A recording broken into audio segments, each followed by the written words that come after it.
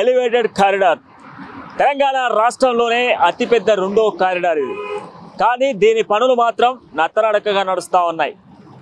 2018 మే 5న ప్రారంభించిన ఈ కారిడార్కి సంబంధించి ఇప్పటికీ 5 ఏళ్లు పూర్తి చేసుకున్నప్పటికీ కూడా పనులు మాత్రం నత్తనడకగానే నడుస్తూ ఉన్నాయి.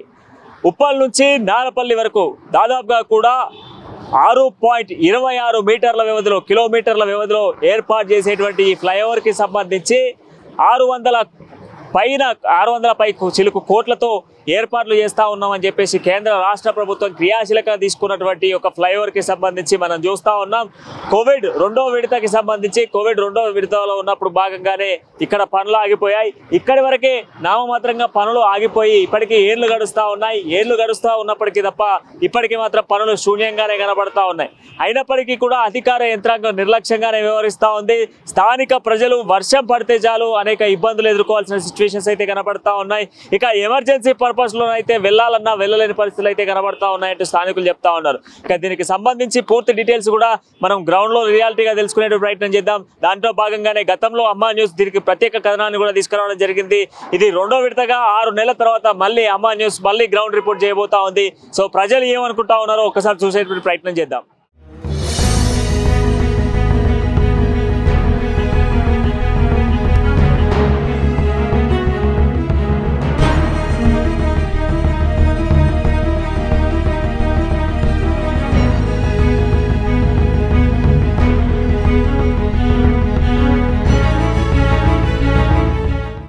ఉప్పల్ టు నారపల్లి డైలీ కూడా ఆటో డ్రైవర్స్ ఈ రోడ్లపై ఎంత ఇబ్బందులు పడతా ఉన్నారు ఒకసారి వారితో తెలుసుకునే ప్రయత్నం చేద్దాం. సో భయ్య, ఉప్పల్ నుంచి ఎక్కడి వరకు నడుపుతారు మీ ఆటో? ఇక్కడ మేడిపల్లి వరకు సార్, మేడిపల్లి వరకు నడుపుతాము. ఈ వానాకాలం వస్తే రోడ్లు మరీ ఘోరంగా అవుతాయి, మొత్తం గుంతలు ఉన్నాయి. గవర్నమెంట్ వాళ్ళు మరి ఏం చేస్తున్నారు ఏంది, ఒక మొత్తం గుంతలు అప్పుడు వస్తారు, అప్పుడే ఇంత మట్టి రోడ్లు లాగా వేస్తారు, సాఫ్ చేస్తున్నారు, పోతున్నారు. మళ్ళీ వాన పడేటికల్లా మళ్ళీ యథావిధిగా గుంతలు అవుతున్నాయి. ఈ ఫ్లైఓవర్ అయితే 3-4 ఏళ్ళు అవుతుంది, ఇంకా ఎప్పుడు వేస్తారు ఏంది, అంత రోడ్లు మరీ ఘోరంగా ఉన్నాయి. సో ఇప్పుడు నీ ఆటోలో ఎక్కే ప్యాసింజర్లు ఉంటారు కదా, ప్యాసింజర్లు ఏమంటా ఉన్నారు ఈ రోడ్లను గుంతలను చూసి? అసలు ఆటోలలో ఎక్కాలనుకుంటున్నారా? ఆటోలో ఎక్కాలన్నా ఇది వాళ్ళు భయపడుతున్నారు. ఈ గుంతలు మరీ ట్రాక్టర్ ఊరు అప్పుడు నడిచేటట్లా అయిపోతుంది. కింద మీన వాడుకుంటూ వస్తున్నాం. బండ్లు మైలేజ్ ఇస్తలేవు, ఏమి ఇస్తలేవు, ఇబ్బంది అయిపోతుంది సార్.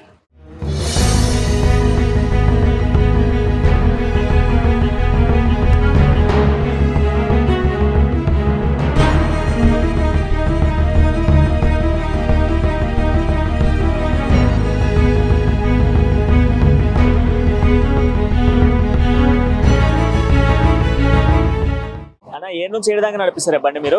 ఉప్పల్ గట్కేసారు. సో ఉప్పల్ నుంచి గట్కేసారు. ఎట్లా ఉన్నాయి రోడ్లు, ఎట్లా ఉన్నాయి?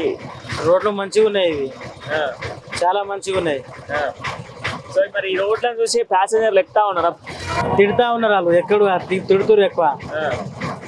ఈ గుంతలు ఇవన్నీ ఉండడం వల్ల మైలేజ్ ఎట్లా ఇస్తా ఉంది? అంటే మీకు ఎంత ఖర్చు వస్తుంది డీజిల్? 100 దాకుతుంది, ఎక్కేటోళ్ళే లేరు లోపల. ఈ వర్షాల టైంలో ఈ వర్షాలతోనే వచ్చింది గోసా మాకు.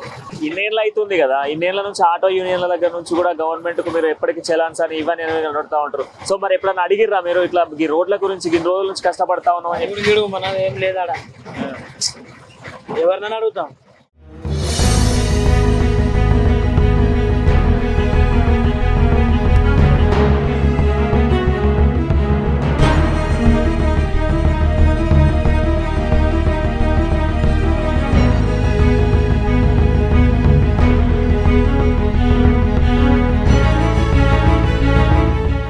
దయనీయంగా మారిపోతున్నటువంటి పరిస్థితులు కనబడతా ఉన్నాయి. ఉప్పల్ కారిడార్ కి సంబంధించి గతంలో ఈ యొక్క పెద్ద ఫ్లైఓవర్ కి సంబంధించిన నిర్మాణ పనులు వేగంగా జరుగుతూ ఉన్నాయని చెప్తున్నటువంటి ప్రభుత్వాలు మాత్రం నిర్లక్ష్యంగా వహిస్తూ ఉంది.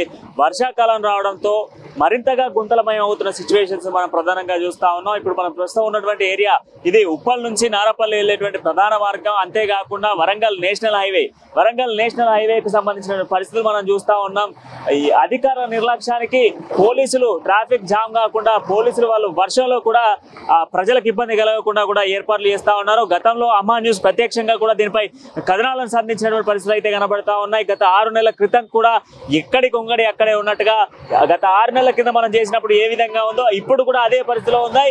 అప్పుడు లేనటువంటి వర్షాలు ఇప్పుడు మరింతగా వర్షాలు పడతా ఉన్నాయి. వర్షాలు పడడంతో ప్రయాణికులు వెళ్లాలన్నా కూడా చాలా ఇబ్బందికరంగా మారుతున్న సిచ్యువేషన్స్ అయితే కనబడతా ఉన్నాయి. ఎటు వెళ్ళలేని పరిస్థితులు, ఎక్కడికెక్కడ కూడా ట్రాఫిక్ జామ్ మనం చూస్తా ఉన్నాం. కిలోమీటర్ల వ్యవధి ట్రాఫిక్ జామ్ అయితే ఇక్కడ మనకు కనబడతా ఉంది. ఎవరు కూడా వెళ్ళలేనటువంటి సిచ్యువేషన్, వర్షం పడ్డటువంటి సమయాలలో ఇంకా దయనీయంగా మారిపోతున్న సిచ్యువేషన్స్ అయితే కనబడతా ఉన్నాయి.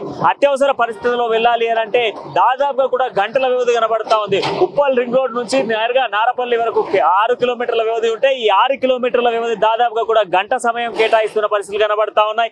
ఈ గంట సమయాలలో ప్రయాణికులు వెళ్లాలన్నా కూడా ఇబ్బందికరంగా మారుతున్న సిచ్యువేషన్స్ అయితే కనబడతా ఉన్నాయి. అంతేకాకుండా ఈ యొక్క ట్రాఫిక్ వల్ల ఈ రోడ్ల మార్గంలో గుంతలు ఉన్న నేపథ్యంలోనే చూస్తున్నాం మనం, ఎంత క్లియర్ గా కూడా కనబడతా ఉన్నాయి. గంటల వ్యవధి ఎమర్జెన్సీ పర్పస్ లో వెళ్ళేటువంటి వాళ్ళు కూడా ఎంతో ఇబ్బందులు పడుతున్న సిచ్యువేషన్స్ కనబడతా ఉన్నాయి. అయినప్పటికీ కూడా అధికార యంత్రాంగ నిర్లక్ష్యం, కేవలం ఆ పిల్లర్ల పైన అడ్వర్టైజ్మెంట్లకే పిల్లర్లు తప్ప అభివృద్ధి మాత్రం శూన్యం అనే విధంగా ఏర్పాట్లు చేస్తా ఉన్నారు తప్ప ఆ పిల్లర్ల నిర్మాణానికి సంబంధించి నిర్మాణ దశల్లోనే ముగిసిపోతా ఉన్నాయి.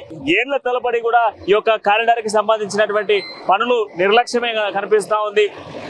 గతంలో మనం చూసుకుంటే 2018 మే 5న అప్పటి కేంద్ర మంత్రిగా ఉన్నటువంటి నితిన్ గడ్కరీ ఇది ఓపెన్ చేసిన పరిస్థితులు అయితే ఉన్నాయి. నితిన్ అప్పట్లో ఉప్పల్ రింగ్ రోడ్ నుంచి దాదాపుగా కూడా 6 కిలోమీటర్ల వ్యవధిని 6.26 కిలోమీటర్ల వ్యవధిలో ఈ యొక్క ఫ్లైఓవర్ కి సంబంధించి, అంటే తెలంగాణ రాష్ట్రంలోనే అతిపెద్ద రెండో ఫ్లైఓవర్ కి సంబంధించినటువంటి ఫ్లైఓవర్ ని ఏర్పాటు చేస్తామని చెప్పినటువంటి రాష్ట్ర ప్రభుత్వం కేంద్ర ప్రభుత్వం కలిసి చేసినటువంటి ఏర్పాట్లలో మరి దాదాపుగా కూడా ఇప్పటికీ మనం చూస్తా ఉన్నాం 5 ఏళ్ల గడువు, అంటే 2018 మే 5 నుంచి మొదలు పెడితే 2023 వచ్చేటప్పటికి కూడా ఫ్లైఓవర్ నిర్మాణ దశలో ఉంది తప్ప నిర్మాణం పూర్తయ్యేటువంటి పరిస్థితులు అయితే కనబడట్లేదు. నత్తనడకగా నడుస్తున్నటువంటి ఈ యొక్క వర్క్ విషయంలో ప్రయాణికుల ఇబ్బందులు మనం చూస్తా ఉన్నాం. ఎన్నో వాహనాలు ఇక్కడ స్ట్రక్ అయిపోతున్న సిచ్యువేషన్స్ కనబడతా ఉన్నాయి. గంటల వ్యవధి యొక్క చిన్న సమయానికి కేటాయించాల్సిన పరిస్థితులు అయితే కనబడతా ఉన్నాయి. వెళ్ళలేనటువంటి పరిస్థితులు అయితే చూస్తా ఉన్నాం.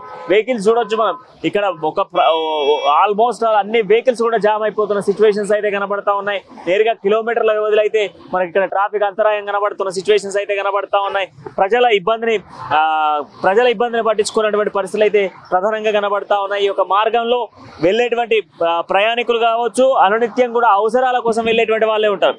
అయితే దీంట్లో ప్రధానంగా మనం చూసుకుంటే అనునిత్యం కూడా ప్రయాణించేటువంటి వాళ్ళు, ఇటు ఉద్యోగరీత్యా వెళ్ళే వాళ్ళు కావచ్చు, అదే విధంగా మనం చూసుకుంటే వారి యొక్క ఎమర్జెన్సీ పర్పస్ మనం చూస్తే అంబులెన్స్లు ఇవన్నీ కూడా ఇబ్బందికరంగా మారుతున్న సిచ్యువేషన్స్ అయితే కనబడతా ఉన్నాయి. ఇక ఎవరినైనా ఎమర్జెన్సీ పర్పస్ లో తీసుకొస్తే మాత్రం వారి పరిస్థితి మాత్రం విషమంగానే ఉంది అని చెప్పుకోవాలి. ఎందుకనంటే అంత దయనీయమైనటువంటి పరిస్థితులలో మనం కనబడుతున్నటువంటి సిచ్యువేషన్స్ అయితే కనబడతా ఉన్నాయి.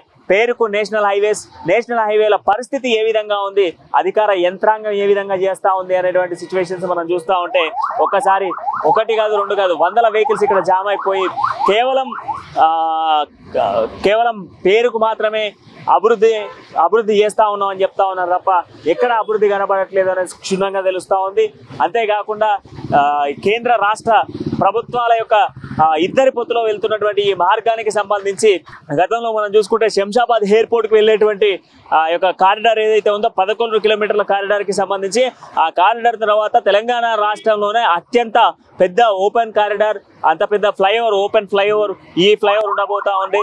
దాదాపుగా కూడా 6.26 కిలోమీటర్ల వ్యవధిలో, అంటే 6 కిలోమీటర్ల 26 మీటర్ల వ్యవధిలో కూడా ఈ యొక్క ఫ్లైఓవర్ నిర్మాణం జరగబోతా ఉన్న నేపథ్యంలోనే ఫ్లైఓవర్ పనులు మాత్రం నత్తనగా నడుస్తూ ఉన్నాయి. ప్రజానికం మాత్రం తీవ్ర ఇబ్బందులు పడతా ఉన్నటువంటి సిచ్యువేషన్స్ అయితే కనబడతా ఉన్నాయి.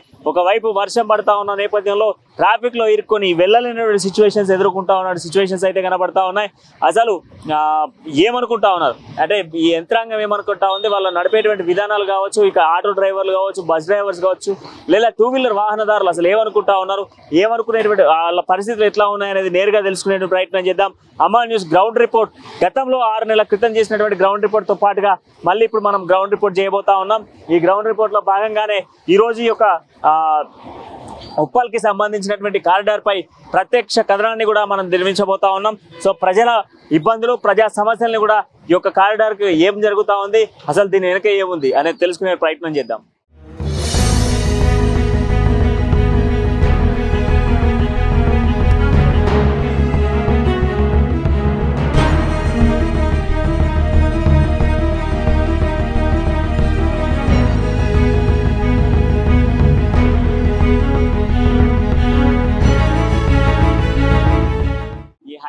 ఉన్నటువంటి షాప్ లో ఉన్నటువంటి వాళ్ళు ఏమనుకుంటా ఉన్నారు, అసలు వాళ్ళ పరిస్థితి ఏంటి తెలుసుకుందాం అన్న. ఎన్నేళ్ల నుంచి నడుపుతున్నారు షాప్?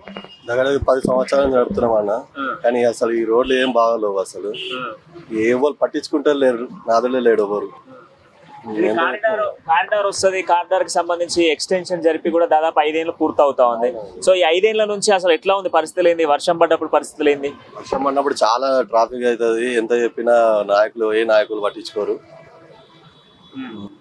ఇక్కడ మొత్తం ట్రాఫిక్ కూడా చాలా అవుతుంటది. ఒక్క జర్రసే వర్షం పడితే అసలు మొత్తం వర్షం మొత్తం వరదలాగా వస్తుంటది. మొత్తం బాగా ట్రాఫిక్ ఉంటుంది.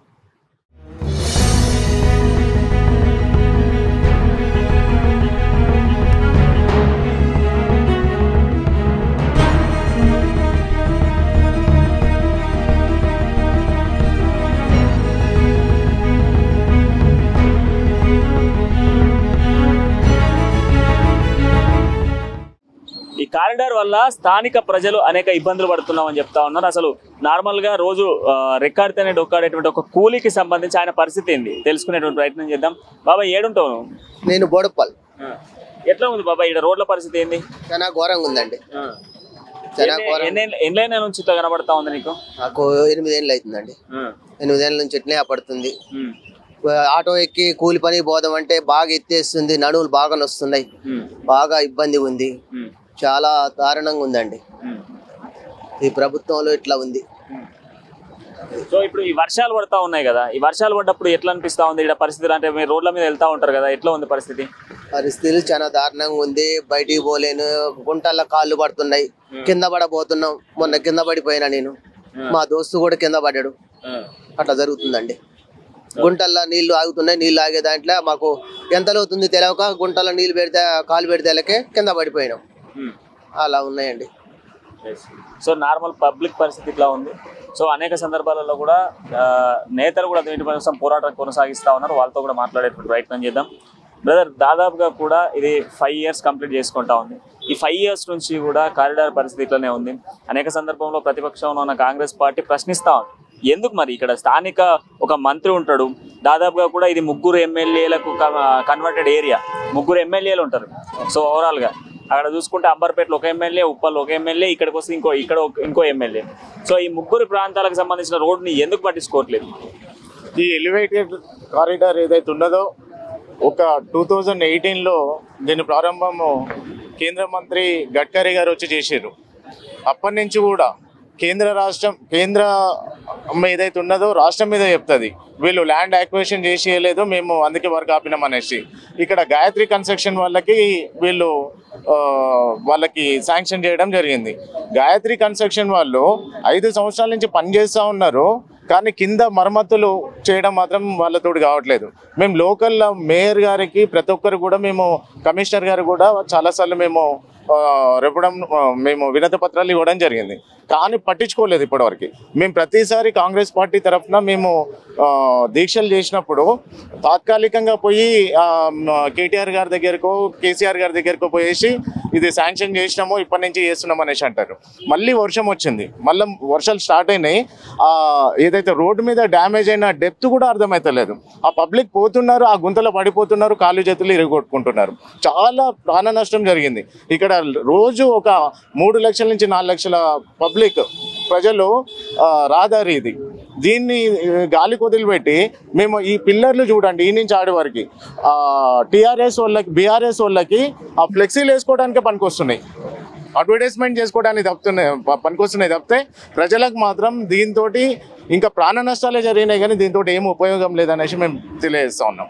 సో రీసెంట్ గా కూడా ఒక పేపర్ స్టేట్మెంట్ నేను చూశాను, ఏదో తాత్కాలిక మరమ్మతులు చేస్తాము 6 కిలోమీటర్లకు అని చెప్పేసి. ఈ తాత్కాలిక మరమ్మతులు అంటే అదే నిన్న మేము నిరసన వ్యక్తం చేయగానే వాళ్ళు వెళ్తారు ఎక్కడో ఒక దగ్గరికి పోయేసి తాత్కాలికం చేస్తాం.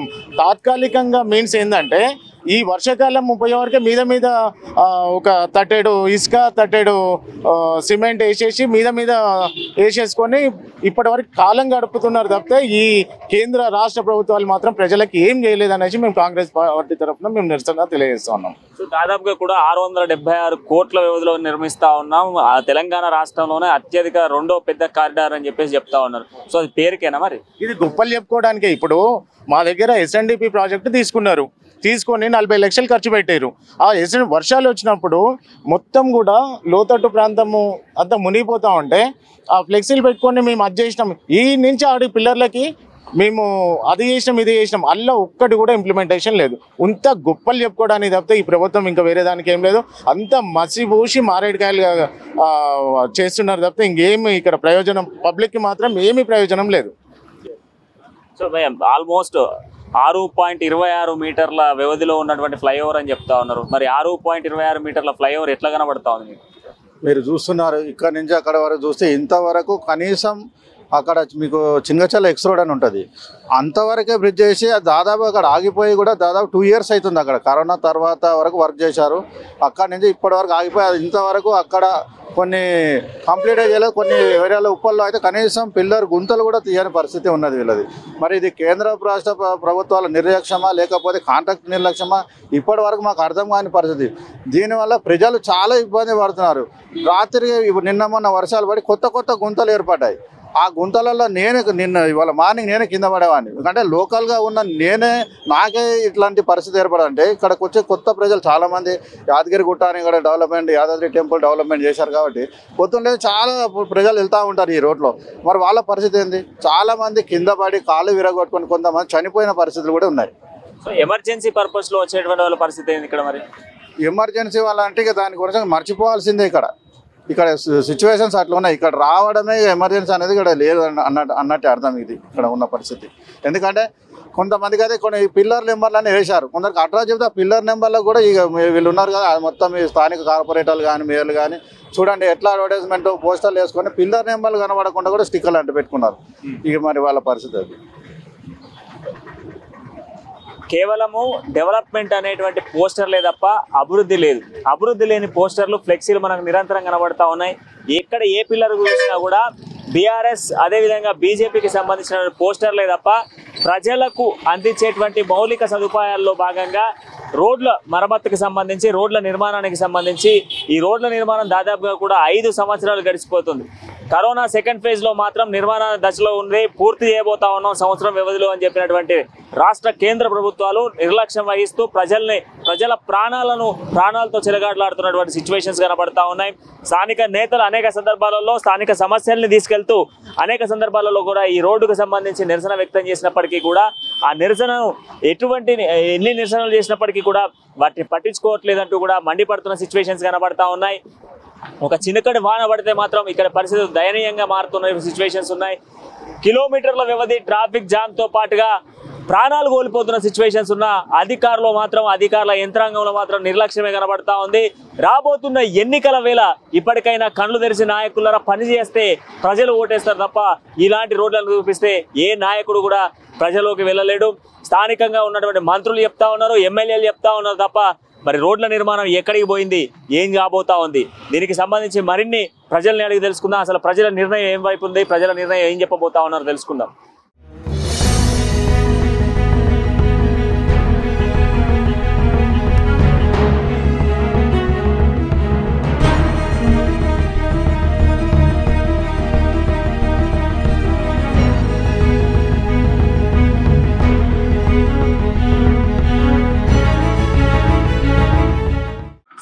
మరికొందరు స్థానిక నేతలతో కూడా మాట్లాడదాం. బ్రదర్, ఇక్కడ మీరు స్థానికంగా కూడా ప్రాతినిధ్యం వహిస్తా ఉన్నారు, ఏంది ఇక్కడ ఉన్న సిచ్యువేషన్స్ ఏంది, ఇది ఏళ్ల తరబడి కొనసాగుతా ఉంది? ఇది దగ్గర 4 నుంచి 5 సంవత్సరాల నుంచి ఇట్లనే ఉంది ప్రాబ్లం. ఈ ప్రాబ్లం వల్ల ఎంత ఇబ్బంది అవుతుందంటే ఇక్కడ చూసుకోండి ఒక్కసారి, పక్కనున్న కాలనీ సాయినగర్, న్యూ సాయినగర్, శంకర్ నగర్ వాసులకి ఇక్కడి నుంచి మీరు వెళ్ళాలంటే మీకు దగ్గర 1/2 hour నుంచి 45 minutes పడుతుంది. యూటర్న్ 2 kilometers వరకు యూటర్న్ లేదు ఇక్కడ. వాళ్ళకి ఇప్పుడు సిటీ నుంచి దాటుకొని కామన్ ఎంప్లాయీస్ ఇక్కడి వరకు రావడానికి 1/2 hour పడితే ఇక్కడ నుంచి ఇంటికి వెళ్ళడానికి 1/2 hour పడుతుంది. వాళ్ళకి ఎంత ఇబ్బంది అవుతుందంటే ఇక వర్షాకాలం వచ్చిందంటే ఇక మీరు దాని గురించి మర్చిపోవాల్సిందే. ఇక ఇంటికి ఎప్పుడు వెళ్తారో ఇక మీరు ఊహించుకొని అవసరం లేదు. ఇక దాదాపు ఆల్మోస్ట్ 5 years క్రాస్ అయిపోయింది కదా, అయినప్పటి నుంచి కూడా ఇదే రోడ్లు ఇదే డెవలప్మెంట్, ఇంతకు మించి ఏం కనబడతలేదు ఇక్కడ. ఇది యాక్చువల్గా ఇది ప్రధాన రహదారి. కేసీఆర్ యాదగిరిగుట్టకి వెళ్ళినా ఇదే రహదారి యూజ్ చేయవలసి వస్తుంది. ఆయన యాదగిరిగుట్ట వెళ్ళినప్పటి నుంచి నాకు తెలిసి దగ్గర 5 to 6 times విజిట్ చేసిండు, బస్సులోనే వెళ్ళిండు. రెగ్యులర్గా ఆయన వెళ్ళినప్పటి నుంచి ఇదే ప్రాబ్లం కొనసాగుతుంది. కానీ ఇప్పటివరకు పరిష్కారం ఎందుకు కావట్లేదో మాకు అర్థం కావట్లేదు. నిన్నేదో వెళ్ళిండ్రు, సీఎం శాంక్షన్ చేసిండు అంటుండ్రు. వీళ్ళు ఏం చేస్తారంటే శాంక్షన్ అయిపోయింది అని ప్రజల డబ్బుతోని ఆడంబరాలు చేస్తారు. ఇక్కడ పైప్ లైన్ చేసినప్పుడు కూడా 40 లక్షలు పెట్టి వాళ్ళు ఓపెనింగ్ చేశారు. 3 ఇయర్స్ నుంచి ఇప్పటివరకు అది కంప్లీట్ కూడా కాలేదు. సేమ్ ఇప్పుడు రహదారి కూడా సేమ్ అదే అవుతుంది. పబ్లిక్ని మభ్యపెట్టడానికే ఇవన్నీ న్యూస్లో కటింగ్ పేపర్స్, ఈ ఫోటోలు అన్నీ పెట్టి ప్రచారం చేస్తూ ఉంటారు.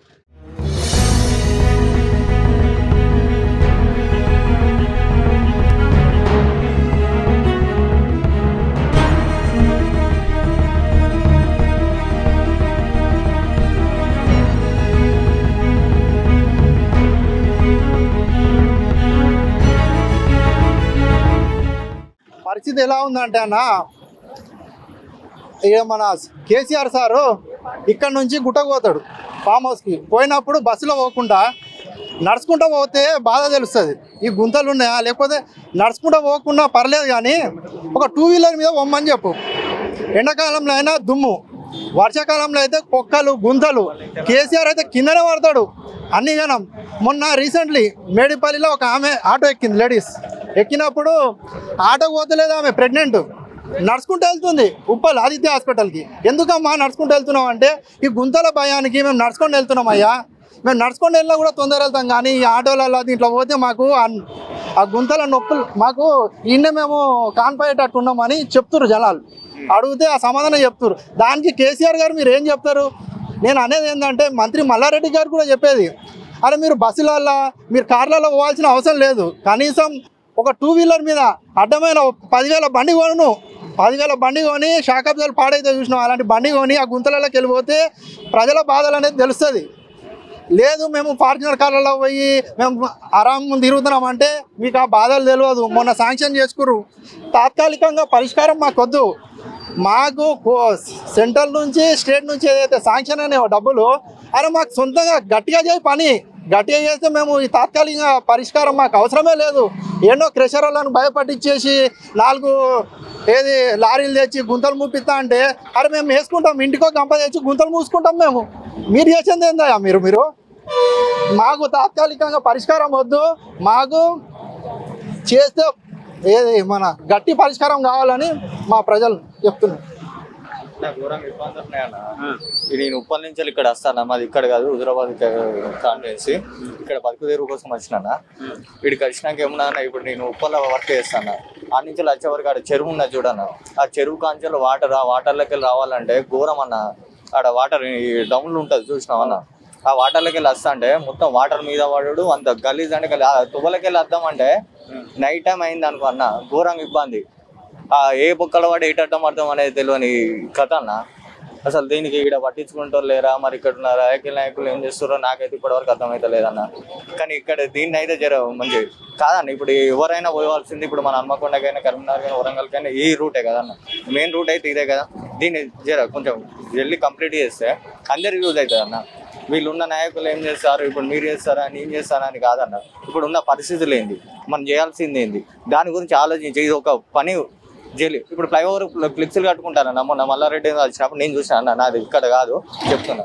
ఈ ఫ్లెక్సీలు కట్టుకొని నువ్వు వాటికి కట్టుకుంటాను అన్న, ఈ ఫ్లైఓవర్ని చెప్పి దానికేమవుతుంది కాదు. నువ్వు ఫ్లెక్సీలో వీటికి గోడలు కట్టించుకోండి ఎందుకన్నా. ఇప్పుడు ఒక చూడన్న కేటీఆర్ బొమ్మ ఉంది, దాని ఏదో ఫ్లెక్స్ వేసుకొని ఇది కంప్లీట్ చేస్తే అయిపోతాయి కదా బిచ్చి, అవునా కదా? ఈ పనులు చేయరన్నా. ఇప్పుడు వేసుకొని ఇప్పుడు ఎలక్షన్లు వస్తానే మీరు గోడలు వేసుకుంటే అవి ముఖం చూస్తాం, కానీ దాని నుంచి పోయేటప్పుడు మేము చూస్తాం కదా అన్న అందరం, అవునా కదా అన్న? ఇప్పుడు ఓన్లీ వాటికి తగిలించుకుంటే ఏమున్నాయి ఒకసారి చూడన్నా, ఒకటి ఒకసారి చూపెట్టు. అది పరిస్థితి అన్న. ఎవరైతే అన్న ఇప్పుడు మనమని కాదు, ఇప్పుడు మనలో ఇప్పుడు మన స్టేట్ కాబట్టి మనం ఉంటాను, ఇప్పుడు బయట నుంచి వచ్చిన వాళ్ళు ఉంటారు. ఇప్పుడు మాట్లాడాలంటే కొందరు భయం అవుతుంది, ఏదో ఒకటి ఉంటుంది కదా అన్న. ఇది ఒకటి ఎవరైనా కానీ ఇది ఒకటైతే సాల్వ్ చేయాలని కోరుకుంటున్నాను.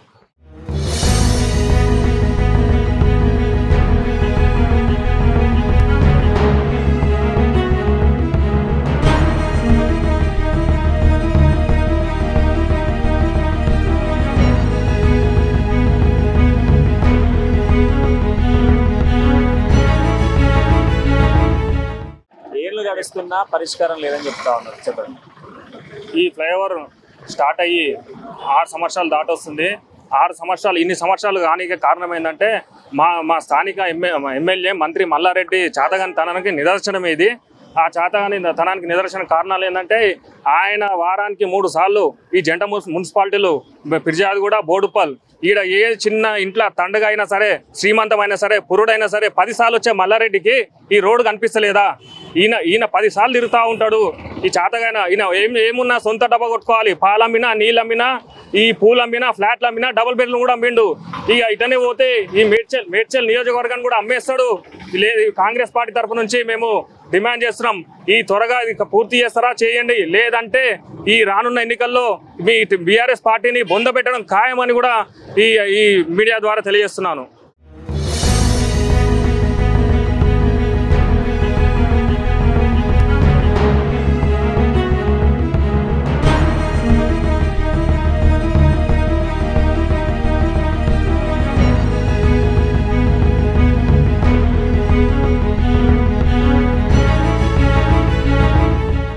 ముఖ్యంగా కేంద్ర రాష్ట్ర ప్రభుత్వాలకి మేము చెప్పాల్సింది ఏంటంటే, వరంగల్ నుంచి ఇక్కడ హాస్పిటల్ కోసమే యాక్సిడెంట్లు అయినా, ఎవరన్నా డెలివరీ కావాలన్నా మంచి మంచి హాస్పిటల్ ఇక్కడ ఉన్నాయి.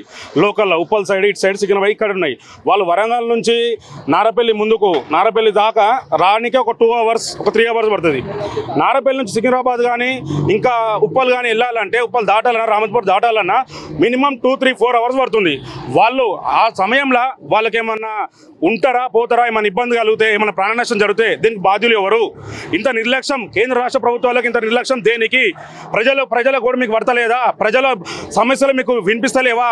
ఏమున్నా మీరు అభివృద్ధి చేసినామని చెప్పి పోస్టర్ల మీద చూపిస్తారు తప్పి మీ పనితనం ఎక్కడ కనిపిస్తలేదు. రోడ్లు మొత్తం గుంతలు ఎవ్వరు రావాలన్నా పోవాలన్నా దాదాపు 2-3 గంటలు పడుతుంది. నడవనికే అవకాశానికి వస్తే తప్పించి బస్సులలో, ఆటోలో ఎవ్వరు పోతలేరు. ఎందుకు ఈ నిర్లక్ష్యం? వచ్చే ఎన్నికల్లో మీకు ప్రజలైతే ఆయన బుద్ధి చెప్తారు.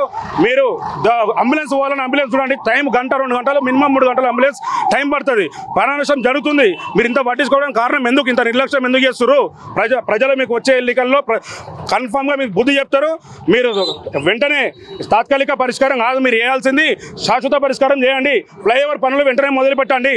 కేంద్ర రాష్ట్రాలకు మేము కాంగ్రెస్ పార్టీ తరపు నుంచి హామీ డిమాండ్ చేస్తున్నాం. Thank you.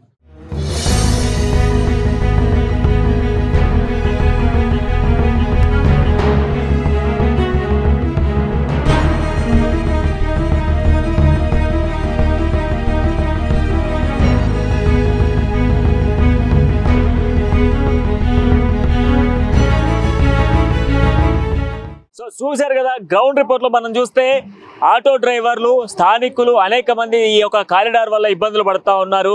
ఎమర్జెన్సీ పర్పస్లోనైతే అసలు వెళ్ళలేని సిచ్యువేషన్స్ కనబడతా ఉన్నాయి. సుమారుగా వరంగల్ నుంచి నారపల్లి వరకు 2 గంటల సమయంలో వస్తే, ఇక్కడ దాదాపు నారపల్లి నుంచి ఉప్పల్ రింగ్ రోడ్కి చేరుకోవాలంటే దాదాపుగా మరొక 2 గంటల సమయం ఇక్కడే పడుతూ ఉంది అంటూ చెప్తా ఉన్నారు. అంతేకాకుండా ఆటో డ్రైవర్ల పరిస్థితి ఇంకా గణనీయంగా అసలు చెప్పలేని వర్ణాతీతంగా మారిపోతుంది అని చెప్తున్న సిచ్యువేషన్స్ అయితే కనబడతా ఉన్నాయి. ప్యాసింజర్లు కూడా రావాలన్నా ఆటోలలో ఎక్కట్లేదు, ఎక్కాలన్నా కూడా భయపడుతూ ఉన్నారంటూ కూడా ఆటో డ్రైవర్స్ చెప్తా ఉన్నారు. అనేక సందర్భాలలో ప్రభుత్వం దృష్టికి తీసుకెళ్ళినప్పటికీ కూడా ప్రభుత్వం నామమాత్రంగానే ఏర్పాట్లు చేస్తూ ఉంది అని చెప్తా ఉన్నారు.